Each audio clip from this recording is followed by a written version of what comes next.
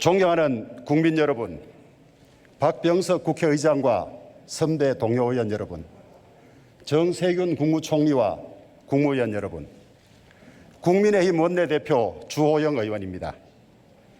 국민 여러분, 얼마나 힘드십니까?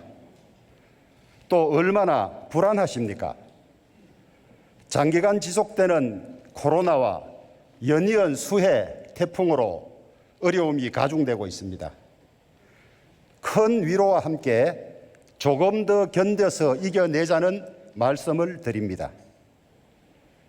우리는 당의 이름을 바꾸고 당의 이름을 국민의힘으로 바꾸고 새 출발을 시작했습니다. 국민이 이 나라의 주인이고 단합된 국민의 힘만이 이 나라를 지켜낼 수 있습니다. 우리 국민의힘은 국민의 힘을 모아 국민을 지켜드리는 정당이 되겠습니다.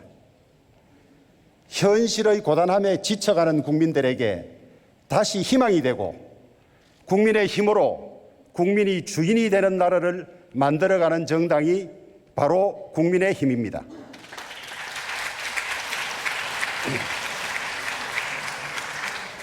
존경하는 국민 여러분, 우선 코로나 방역을 위해서 한 가지 제안할 것이 있습니다. 우리나라는 전 세계 100개 이상의 나라에 우리의 자가진단 키트를 수출하고 있습니다. 그런데 정작 우리는 이 자가진단 키트를 사용하지 못하고 있습니다. 질병관리본부가 식약처에 긴급 사용 승인을 신청하지 않았기 때문이라고 합니다. 자가진단 키트는 정확도가 상대적으로 떨어진다는 단점은 있지만 가격이 PCR 방식의 8분의 1에 불과하고 검사 시간은 15분 정도입니다.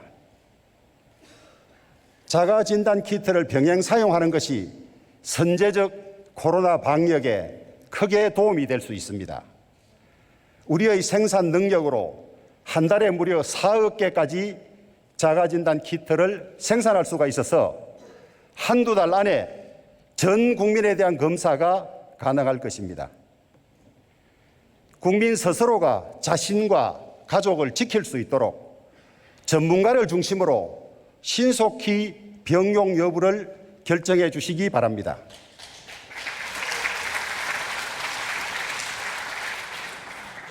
의사와 간호사를 비롯한 의료 인력의 헌신이 있었기에 정부가 K방역이라고 자랑할 수 있게 되었습니다. 코로나 전선에서 일하고 있는 의료진들마저 편가르고 의료 현장에 혼란과 불안을 초래한 정부 여당은 먼저 국민에게 사과부터 해야 합니다. 의료계 파업이 잠정적으로나마 해결된 것은 참으로 다행입니다. 그런데 의과대학 학생들의 국가고시 거부 등 여전히 그 불씨를 남겨두고 있습니다. 정부가 의료계와 협의 없이 불효불급한 공공의대의 신설, 의대 정원의 확대를 밀어붙이다가 자초한 평지풍파였습니다. 원점에서 논의한다는 합의대로 국회는 여야 의정 참여하는 협의체를 만들어서 적정 수준의 의료 인력 양성과 최적의 의료 전달 체계 마련을 위한 논의를 시작합시다. 국민 여러분, 아르바이트생을 내보내고 매출 급감에 대출로 버티던 자영업자들께서 이제는 더 이상 버티기 힘들다, 코로나로 죽거나 굶어 죽거나 마찬가지라며 울부짖고 있습니다. 급기야 평촌에서 소규모 유흥업소를 경영하던 60대 자매가 코로나로 인한 경제난을 비관하며 극단적 선택을 시도해 끝내 한 분이 숨졌다는 뉴스를 접하고 가슴이 무너져 내렸습니다. 벼랑 끝에 내몰린 자영업자들의 현실은 각종 통계로도 확인됩니다. 올 2분기 전국에서 무려 10만 개가 넘는 상가가 문을 닫았다고 합니다. 이력서 100장은 기본이라던 청년들의 어려운 취업 환경이 급기야는 이력서 낼 곳조차 사라진 고용 빙하기에 들어섰습니다. 경영 악화로 대기업 4곳 중에서 3곳이 신규 채용 계획을 세우지 못하고 중소기업들의 파산도 늘었습니다. 아르바이트 자리도 없어지고 이력서 낼 기업도 사라지는 현실 앞에서 청년들은 막막하기만 합니다. 국민들께 함께 이겨내자고 말씀드리는 것조차 송구스럽습니다. 국민의힘이 민생과 희망을 지키는데 최선을 다하겠습니다. 존경하는 국민 여러분, 우리 국민의힘이 당론 1호 법안으로 내어놓은 가족 돌봄 휴가 확대 법안이 어제 이 자리 국회 본회의에서 통과되었습니다.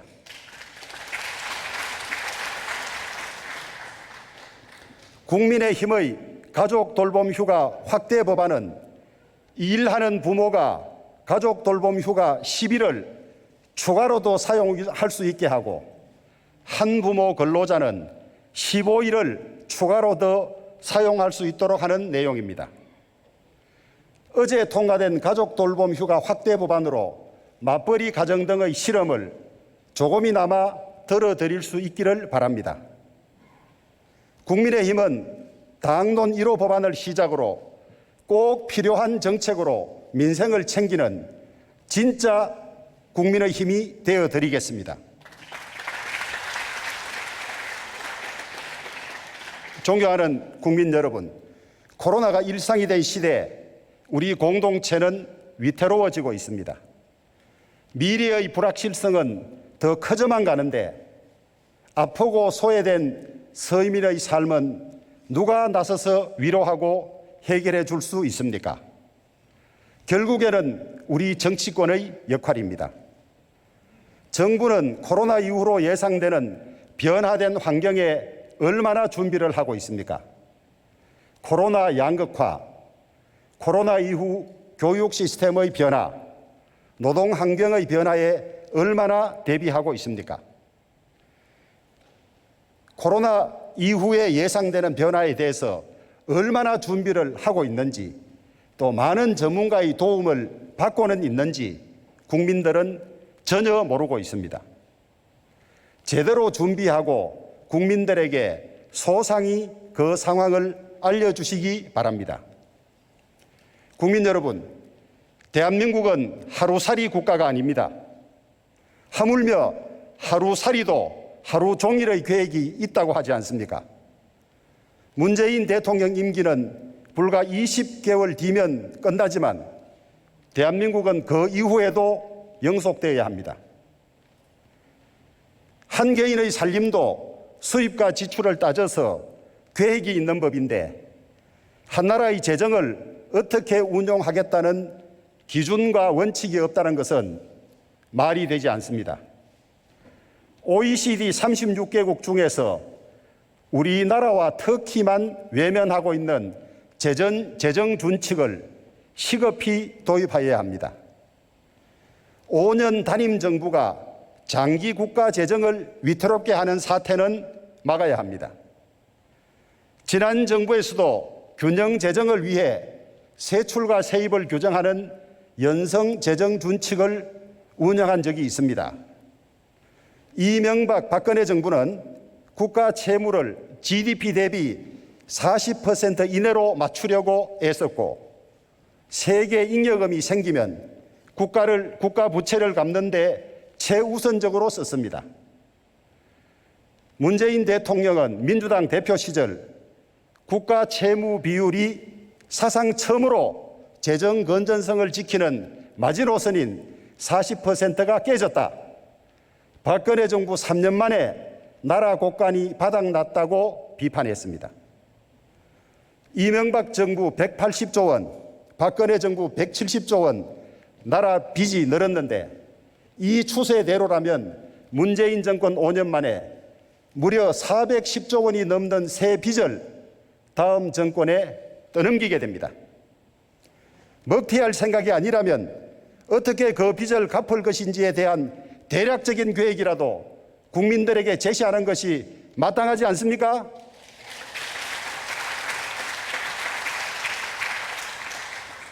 아무리 코로나로 경제난이 심화되었다고 하지만 정권 내내 빚내서 생색내고 뒷감당은 누가 하라는 말입니까? 우리 자식 세대에게 이 빚을 몽땅 물려줄 작정입니까? 김대중 정부는 IMF 외환위기, 이명박 정부는 2008년 글로벌 금융위기를 극복해냈습니다. 이 정부는 코로나 국난이라고 하지만 김대중 정부, 이명박 정부가 겪었던 위기도 이번 국난 못지않은 미정유의 어려움이었습니다. 그러나 두 정부는 나라 곳간을 함부로 헐지 않았고 재정 건전성 확보라는 원칙을 지켜냈습니다. 문재인 정부는 겁없이 개발연대 이후 지켜온 나라 살림의 검도를 허물어버리고 있습니다. 국가부채 증가를 이런 식으로 방치할 수는 없습니다. 부채 증가율을 엄격하게 제한하고 관리하는 재정 준칙을 조속히 도입해야 합니다. 급격한 코로나와 급격한 고령화와 코로나 이외의 또 다른 팬데믹 우려도 있기 때문에 재정 건전성의 황금률을 허물어서는 안 됩니다.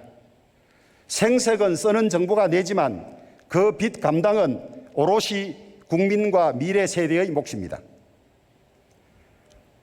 우리 2030 세대는 건국 이후 최초로 아버지 세대보다 가난해질 수 있는 세대라고 합니다. 우리가 겪고 있는 세계 최대의 저출산 기조에는 2030 세대의 불안이 짙게 깔려 있습니다. 이 정부는 코로나 국난을 이유로 미래 세대가 짊어질 수 없는 엄청난 빚을 떠넘기고 있습니다. 우리 젊은 세대들이 지금과 같은 건강보험 혜택을 누릴 수 있을지도 불투명합니다. 문재인 케어의 의료 보장성 확대는 건강보험의 재정 위기를 가속화하고 있습니다. 문재인 정권은 집권 이후 선심 쓰듯이 MRI, 초음파, 상급 병실 급여 확대 등 보장성 강화 조치를 취했습니다. 보장성 강화는 국민 누구나 원하는 방향이지만 재원 마련은 또 다른 이야기입니다. 문재인 케어 실시로 건강보험은 2018년부터 적자로 전환되어 2019년 2조 8천억 원의 적자를 냈습니다. 건강보험의 지속 가능성은 위기에 처해 있습니다. 정부는 건강보험료를 매년 인상해 부족한 재정을 충당해 가겠다고 하지만 생색만 내고 뒷감당에 대한 대책은 전혀 없습니다. 이런 게 바로 포퓰리즘 아닙니까?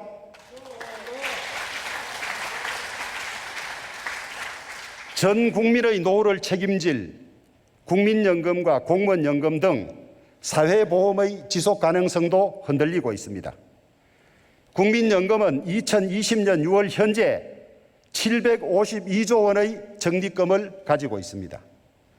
정부조차 2041년 국민연금 재정수지 적자가 발생하고 2056년이면 적립기금이 고갈될 것으로 전망하고 있습니다. 36년 후 국민연금이 완전히 고갈되면 지금 20대, 30대는 어디 가서 연금을 받아야 합니까?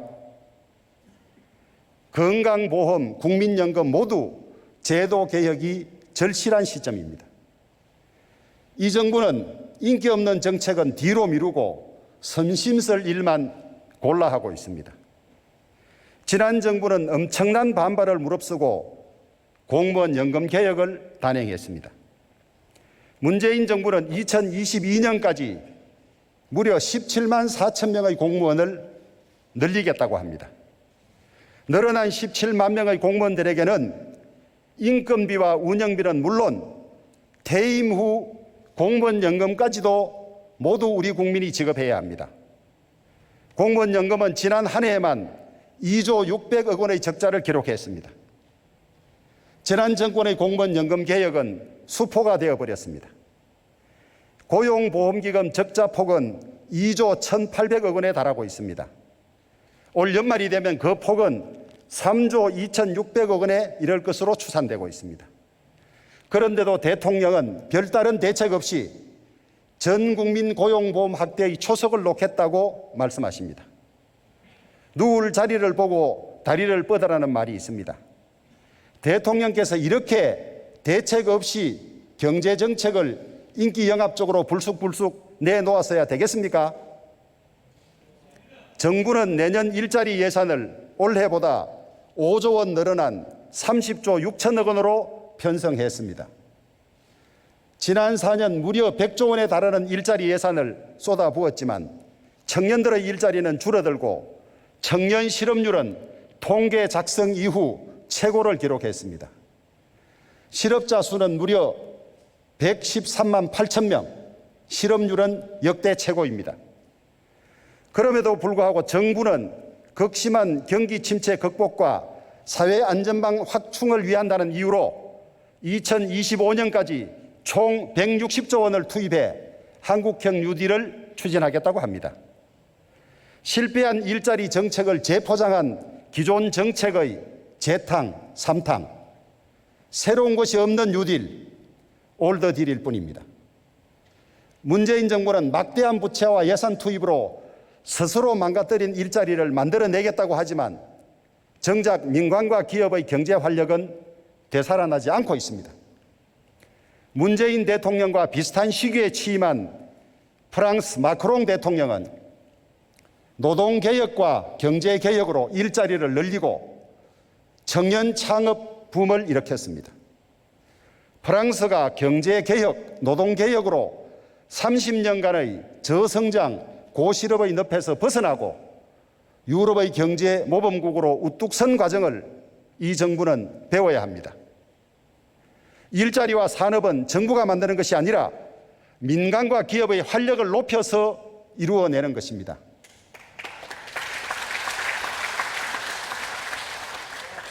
혁신과 구제 개혁에 눈 감고 정부 예산으로 임시적인 일자리를 만드는 것은 똑같은 실패를 되풀이할 뿐입니다.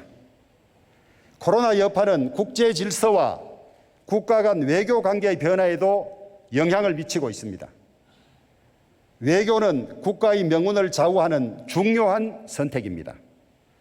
자국 이기주의, 신지역주의, 보호무역주의가 심화되고 미중이 전방위적으로 충돌하고 있는 세계 질서 속에서 냉철한 전문성을 바탕으로 국익 위주의 외교 안보를 펼쳐야 합니다. 이런 상황에서 한미동맹은 냉전동맹이라는 이인영 통일부 장관의 발언은 대체 이 장관이 어느 나라 장관인지 귀를 의심하게 만듭니다. 도리어 미 국무부 대변인실이 우리의 동맹과 우정은 안보 협력을 넘어선다고 나설 정도입니다. 한미동맹은 군사와 안보뿐만이 아니라 경제와 공공 분야를 포괄하는 포괄 동맹입니다. 문재인 정권은 한미동맹을 이탈해 대체 어디로 가려고 하는 것입니까? 문재인 정부는 북핵 문제에 있어서 한반도 운전자론을 내세웠지만 결과는 무능과 무원칙한 외교로 국제적인 고립을 자초했습니다. 달콤한 구두 평화로 국민을 현혹했지만 한반도의 진정한 평화는 더욱더 멀어졌습니다. 남은 것은 고도화된 북한의 핵과 미사일, 그리고 상습적인 북한의 조롱과 협박뿐입니다. 과연 문재인 정권이 꿈꾸는 한국의 미래는 핵 없는 대한민국입니까? 아니면 핵 위기가 일상화된 불안한 대한민국입니까? 어제 더불어민주당 이낙연 대표께서는 이렇게 말씀하셨습니다. 국회에서 통과된 법을 내가 찬성하지 않았다는 이유로 지키지 않는다면 그것은 의회 민주주의의 자기 부정이 됩니다. 참으로 옳으신 말씀입니다. 그런데 통일부와 민주당은 4년 전 합의 통과된 북한 인권법에 따른 북한 인권재단 이사를 왜 추천하지 않고 있습니까? 그리고 외교부는 왜 북한 인권대사를 3년간 임명하지 않고 있는 것입니까? 지난 정부에서 시행되었던 대통령 특별감찰관을 왜 3년이 넘도록 임명하지 않는 것입니까? 이 두 가지 문제를 어떻게 하실지 민주당과 이낙연 대표께서 명확히 답해 주시기를 바랍니다. 우리의 미래를 위해 절대로 놓쳐서는 안 될 것이 기후변화 대책입니다. 역대 최장의 장마와 집중호우를 기록한 올해 여름의 기상이변은 누가 뭐라고 해도 기후변화 때문입니다. 이산화탄소 배출은 지구온난화의 가장 큰 주범입니다. 환경 선진국들은 탄소 배출을 줄이기 위해 탄소세를 신설하고 탄소 배출권 거래 시장까지 만들었습니다. 코로나가 우리 삶의 일상을 바꾸어 놓았다면 기후변화는 우리 생존의 조건을 통째로 파괴할 수 있습니다. 문재인 정권이 추진하는 탈원전 정책은 세계 기후변화 대책과 거꾸로 가고 있습니다. 태양광 풍력 발전은 날씨와 기후에 따라서 전력 생산량이 대단히 불규칙합니다. 이를 보존하기 위해 석탄이나 LNG 발전소를 보조로 가동하게 됩니다. 탈원전을 선언한 독일의 경우가 그랬고 우리나라도 마찬가지입니다. 문재인 정부는 미세먼지와 탄소 배출이 없는 청정에너지 원자력을 폐기하고 이를 메우기 위해서 석탄과 LNG 발전을 늘리고 있습니다. 우리나라 온실가스 배출량은 그린 뉴딜을 주창하는 이 정부 아래서도 꾸준히 증가하고 있습니다. 기후변화 대책은 원전이냐 아니냐의 문제가 아니라 탈탄소냐 아니냐의 원칙으로 접근해야 합니다. 문재인 정부 3년 동안 전국 12,720곳에 태양광 패널이 설치되었습니다. 우리가 애써 조성한 산림을 파괴하는 게 태양광 건설의 시작이었습니다. 지금까지 전국 임야에서 총 232만여 그루의 나무가 베어져 나갔고 여의도 면적 17배의 푸른 숲이 사라졌습니다. 값싼 중국산 태양광 패널로 전국의 산야와 계곡이 중금속 오염에 노출되어 있습니다. 문정부 신재생 에너지 정책의 부작용은 올여름 장마에서도 여실히 확인되었습니다. 햇볕이 가장 강한 7, 8월에도 태양광의 전체 발전 비중은 고작 0.8%에 불과했습니다. 이런데도 문재인 대통령께서는 태양광과 풍력 설비를 2025년까지 지난해보다 3배 이상으로 확대할 계획이라고 하니 우려를 금할 수가 없습니다. 태양광으로 인한 폐해와 발전 효과를 전수조사할 것을 제안합니다.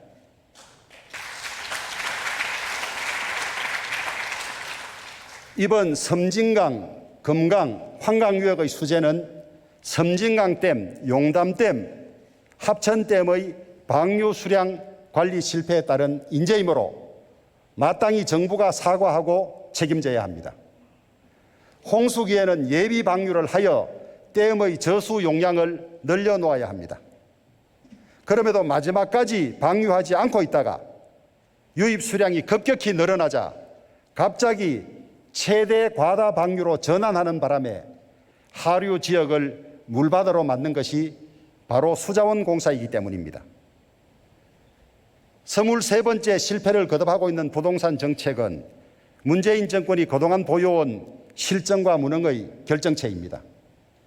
정부 야당은 지난 국회에서 무리하게 우격다짐으로 임대차 3법을 통과시켰습니다. 22번의 정책 실패를 만회하겠다고 내놓은 법안은 입법 절차도 문제였지만 내용도 부실하기 짝이 없습니다. 또 한 차례의 실패를 더했을 뿐입니다. 정부는 임대인이 2년 후 5% 범위 안에서 집세를 올릴 수 있다고 설명했습니다. 하지만 입법 과정의 착오로 임대인은 임차인의 동의를 얻어야만 집세를 올릴 수 있는 것으로 판명되었습니다. 이른바 입법 사고입니다. 시장의 반응은 싸늘하게만 합니다. 집을 가진 사람들은 매물을 걷어들였고 서울 지역 전세값은 한 달 사이에 2, 3억씩 올랐습니다. 시장 원리에도 맞지 않고 내 집 마련하겠다는 서민들의 열망을 짓밟는 악법으로 판명되고 있습니다. 시장에서 주택은 수요와 공급의 원리에 따라서 가격이 등락하는 시장제라는 가장 기초적인 사실을 이 정권은 간과해 왔습니다. 다주택자와 무주택자를 편가르며 부동산을 정치화하였을 뿐만 아니라 이 정권은 부동산 문제를 정책이 아닌 이념으로 대해왔습니다. 집 가진 서민들을 투기꾼으로 매도하고 급기야 주택 거래를 허가제로 하겠다는 위헌적인 발상까지 나오고 있습니다. 집을 가진 이들에게는 세금 폭탄을 퍼붓고 힘으로 통과시킨 전월세 3법은 도리어 모두가 월세 사는 세상을 현실화하고 있습니다. 정부는 23번의 부동산 대책에 이어서 중남미 베네수엘라에서만 가동되고 있다는 부동산 감시기구를 설치하겠다고 합니다. 국민의 경제활동을 일일이 감시하는 기구를 새로이 만드는 것을 우리는 단연코 반대합니다.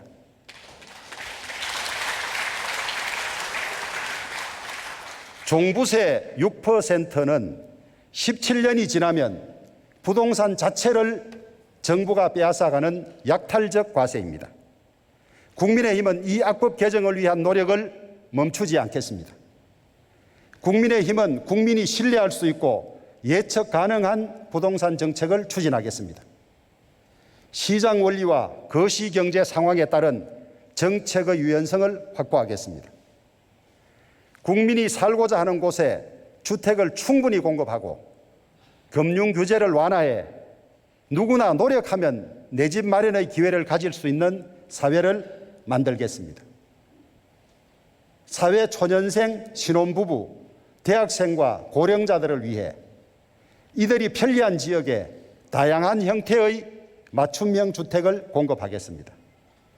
재건축 규제를 완화하고 수요가 많은 도심 내 주택 공급을 늘려가겠습니다. 저소득 취약 계층을 위한 주거복지 정책을 더욱 확대하겠습니다.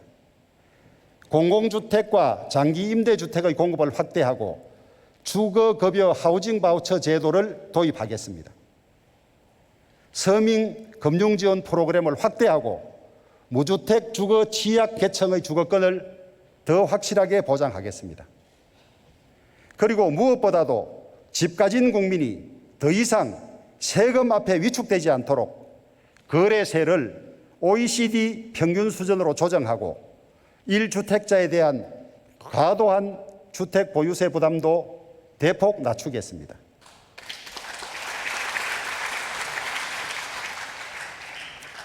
이 정권의 가장 큰 잘못은 삼권 분립과 법치주의를 훼손한 사실입니다. 국회의 본래 기능은 행정부를 감시 견제하는 것입니다. 176석의 거대 여당은 행정부를 견제하기는커녕 그 수기를 넘어 전위대 노력까지 하고 있습니다. 지금 문재인 대통령은 전임 대통령들이 반복했던 대통령의 함정에 빠져 있습니다. 대통령께서는 청와대 집무실과 관저에 고립되어 있습니다. 국민이 퇴진을 요구한다면 끝장 토론이라도 하겠다고 했던 대통령께서는 지난 7월 제가 국민을 대신해서 대통령께 드린 10가지 질문에 대해서 아직까지 답이 없습니다. 대통령께서는 국무회의와 수석비서관 회의에서 자신의 이야기만을 일방적으로 할 것이 아니라 국민들이 궁금해하고 억울해하는 일에 대해서 진솔하게 답해야 합니다.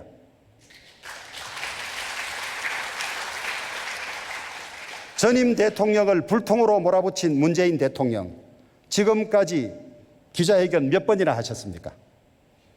민주주의 최후의 보루는 독립된 사법부의 존재입니다.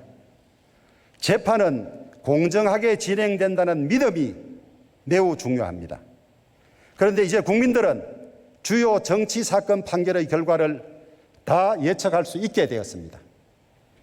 대법원의 이재명 경기도지사 사건 파기환송, 은수미 성남시장 사건 파기환송, 김경수 경남도지사 재판 장기 지연, 한마디로 내 편 무죄, 네 편 유죄입니다.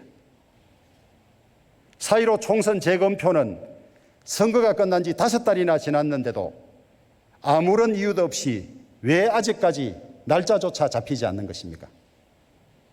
신뢰를 깨는 것은 순식간이지만 회복하려면 엄청난 시간과 노력이 필요합니다.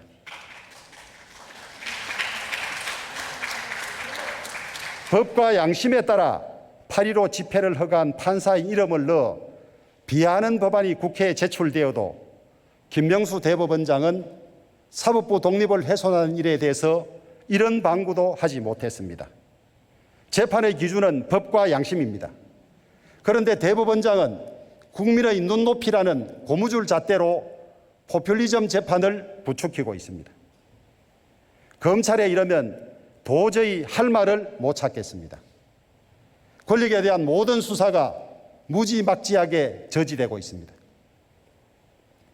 정권에 영합한 검사들은 무조건 영전하고 정권에 조금이라도 거슬리는 수사를 한 검사는 무조건 자천입니다. 추미애 법무부 장관의 행태는 기가 막힙니다. 중립성이 엄격히 요구되는 법무부 장관 자리에 여당의 당적을 가진 전 대표를 임명한 것부터가 대단히 잘못되었습니다. 추 장관 아들 서모 씨 사건은 추 장관 이야기대로 간단한 사건입니다. 그런데 왜 서울 동부지검은 8개월째 결론을 내지 못하고 있습니까? 이 사건 당사자가 인사와 수사 지휘 라인의 정점에 있다는 것이 납득이 됩니까? 아무도 자기 사건에서 재판관이 될 수 없다는 고대 로마법 이래의 원칙입니다. 추 장관께서는 소설 써내라는 자신의 말을 입증하기 위해서라도 특임검사나 특별검사의 수사를 자청해야 합니다. 못하겠다면 법무부 장관 자리를 사임하는 것이 맞지 않습니까?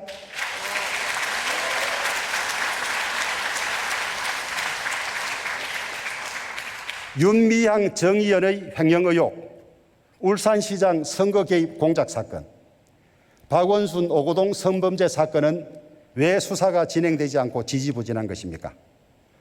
지금까지 역대 이런 정권이 어디 있었습니까? 누구도 법 위에 있을 수는 없습니다. 법무부 장관뿐만 아니라 대통령도 마찬가지입니다. 위법이 있으면 대통령 아들도 구속되고 형님도 구속되었습니다. 역대 대통령들은 자신의 아들들과 형님을 구하기 위해서 측근을 법무부 장관에 앉히거나 검찰 수사팀을 인사로 해체시키지 않았습니다. 그게 대한민국 법치주의의 골간이고 우리 민주화가 이루어낸 성과였기 때문입니다. 그런데 이 정권은 우리가 지난 30여 년간 어렵게 쌓아온 법치주의를 일거에 무너뜨리고 있습니다. 문재인 대통령, 추미애 장관, 이 후과를 어떻게 감당하려고 하십니까? 권력의 힘으로 덮는다고 진실이 사라지는 것은 아닙니다. 그 사이에 진실은 점점 더 힘을 키워 더 큰 힘으로 세상에 나올 것입니다. 우리 모두는 국민 앞에, 권력 앞에, 또 세월 앞에 조금 더 겸손해야 합니다. 하늘의 거물은 놓치는 법이 없다고 하지 않습니까? 상권 분립과 법치주의는 공정과 정의가 그 핵심 가치입니다. 많은 젊은이들이 분노하고 절망하는 이유는 입으로 공정과 정의를 외치던 사람들이 앞장서서 공정과 정의를 짓밟고도 뻔뻔하게 변명만 늘어놓고 있기 때문입니다. 청와대 회의실 문재인 대통령의 뒤편에는 나라답게 정의롭게라는 문구가 보입니다. 과연 지금 나라답게 하고 있습니까? 정의롭게 하고 있습니까? 그것을 본 국민들은 정의, 네가 왜 거기서 나와라고 조소하고 있습니다. 정말 나라답게 정의롭게 해주십시오.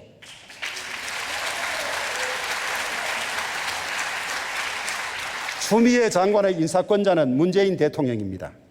지금이라도 추미애 장관에게 잘못된 검찰 인사를 시정하라고 지시하고 제대로 수사하라고 명령해 주십시오. 어떠한 경우에도 공정하고 공평무사해야 될 사법체계가 이처럼 권력에 사유화되고 시스템이 허물어지도록 그대로 두고 볼 수는 없는 일입니다. 이렇기 때문에 우리 당은 이런 법원과 검찰의 일탈과 파행의 진상을 제대로 파악하고 이를 바로잡기 위해서 국민의 대표기관인 국회에서 공정사법특별위원회를 구성하자고 제안하는 것입니다.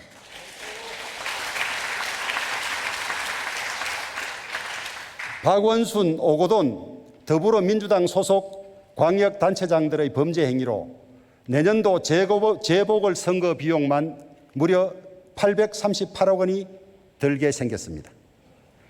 대통령께서는 민주당 대표 시절 재보궐선거의 원인을 제공한 정당은 후보를 내지 말아야 한다고 하셨습니다.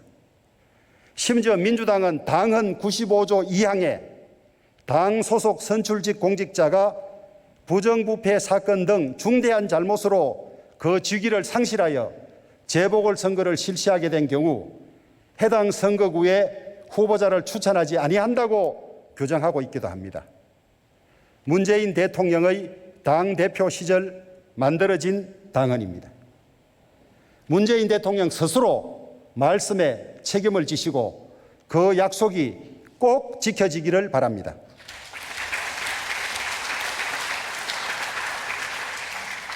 존경하는 국민 여러분, 우리는 당의 이름을 국민의 힘으로 바꾸고 새로운 정강 정책을 만들었습니다. 국민의 신뢰를 회복하기 위해서 최선의 노력을 다하고 있습니다.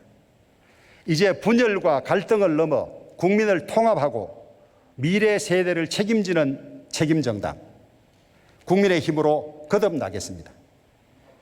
코로나 국난의 위기 앞에서 국민의 삶을 보호하고 나라의 재정과 헌정 질서를 수호하는 국민의 정당이 되겠습니다.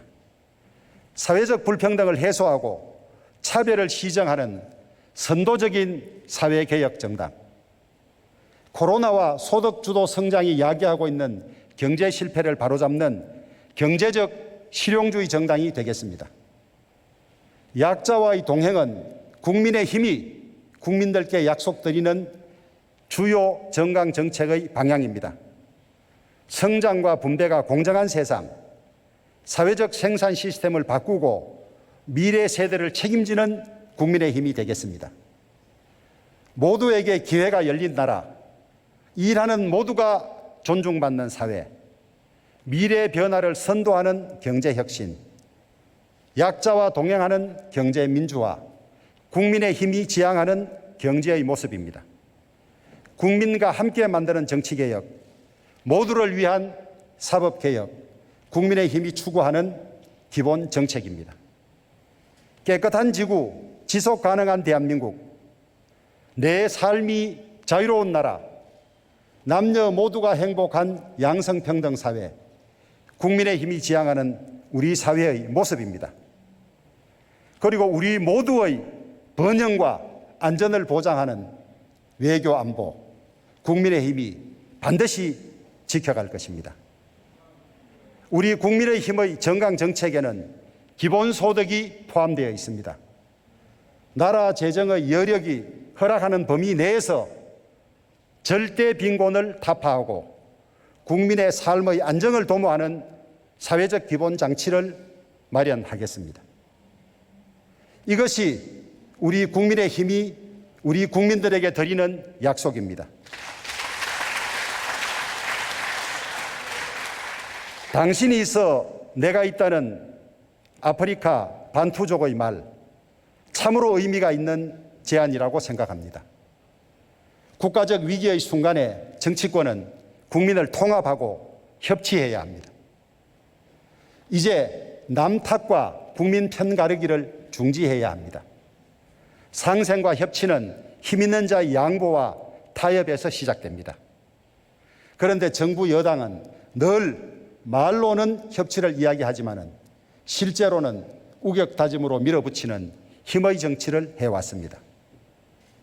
협치와 소통은 국가 위기 극복의 필수 요소입니다. 지금은 바로 협치가 요구되는 시간입니다. 말로만 끝나지 말고 진정한 협치, 진정한 상생의 정치가 있기를 기대합니다. 국민의 힘은 위대합니다. 국민의 힘으로 우리 모두의 내일을 함께 준비합시다. 우리 국민의 힘이 앞장서겠습니다. 경청해 주셔서 감사합니다.